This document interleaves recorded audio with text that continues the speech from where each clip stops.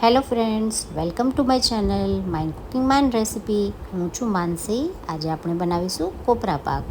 તો ચાલો શરૂ કરીએ. મેં અહીં 150 ml દૂધ લીધું છે. દૂધને થોડું ગરમ થવા દેવું, પછી થોડું કેસર ઉમેરવું. કેસર ઉમેર્યા બાદ વ્યવસ્થિત રીતે હલાવવું.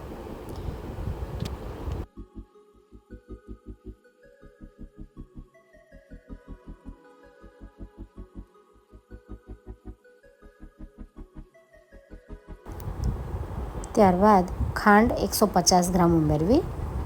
આ રીતે હલાવી લેવું, મિક્સ કરી લેવું. આપણે અહીં ચાસણી નથી કરવાની, કોઈ એક પણ તારની ચાસણી નથી કરવાની, પણ આની કન્સિસ્ટન્સી મધ જેવી થાય ત્યાં સુધી આપણે તેને હલાવવાનું છે. અહીં આપણે 4 થી 5 મિનિટ જેટલું જ હલાવવાનું છે.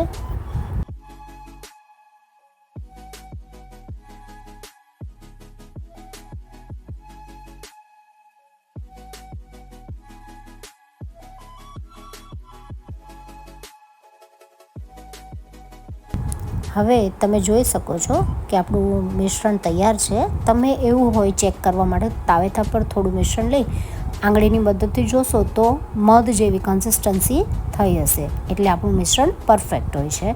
હવે આપણે કોપરું ઉમેરીશું. કોપરું પણ અહીં મેં 150 ગ્રામ લીધેલું છે. આપણે આવું લચકા પડતું મિશ્રણ તૈયાર થવું જોઈએ આપણું.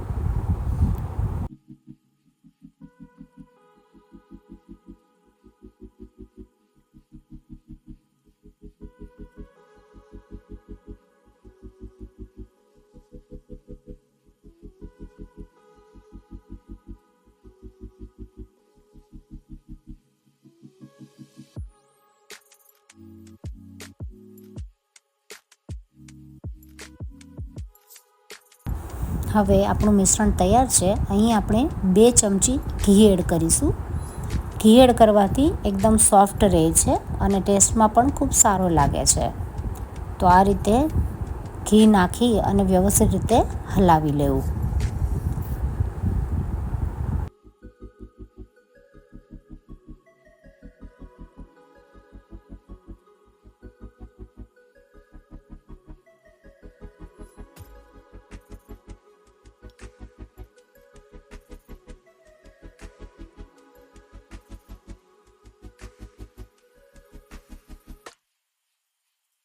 હવે આપણું મિશ્રણ તૈયાર છે. હવે આપણે એક પ્લેટમાં ઘી લગાવીશું. તેના અંદર આપણે મિશ્રણ આ રીતે કંઈક પાથરીશું. તમે વિડીયોમાં જોઈ શકો છો. હવે આપણે એલચી પાવડર છાંટીશું. તમે એલચી પાવડર અંદર પણ નાખી અને મિક્સ કરી શકો છો, પણ મેં અહીં ઉપર છાંટેલો છે, તો આ રીતે પણ થઈ શકે.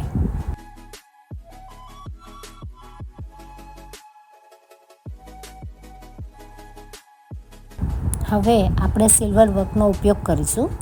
સિલ્વર વર્ક લગાવવાથી દેખાવમાં ખૂબ સારું લાગે છે. તો જો તમારી પાસે હોય તો ઠીક છે, નહીં તો તમે ખાલી ડ્રાયફ્રૂટથી પણ એનું ગાર્નિશિંગ કરી શકો છો. મારી પાસે હતી તો મેં એનો યુઝ કરેલો છે. તો આ રીતે કંઈક આપણે સિલ્વર વર્ક લગાવી દઈશું.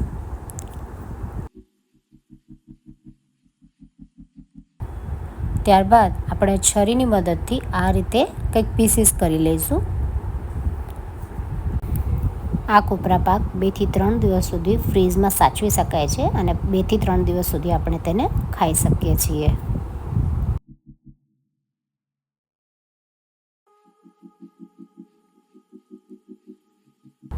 હવે ગાર્નિશિંગ માટે મેં અહીં કેસર અને બદામનો ઉપયોગ કરેલો છે. તમે પિસ્તાનો પણ ઉપયોગ કરી શકો છો. તમને ગમતા કોઈ પણ ડ્રાયફ્રૂટનો તમે અહીં ગાર્નિશિંગમાં ઉપયોગ કરી શકો છો.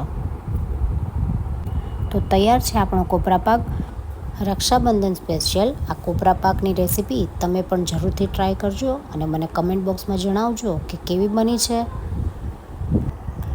જો તમને મારી રેસીપી ગમતી હોય તો મારી ચેનલને જરૂરથી સબસ્ક્રાઈબ કરજો અને બાજુમાં આપેલ બેલ આઇકનને જરૂરથી પ્રેસ કરજો, જેથી કરીને મારી ચેનલ પર આવતા નવા વિડીયોના નોટિફિકેશન તમને જલ્દીથી મળી જાય.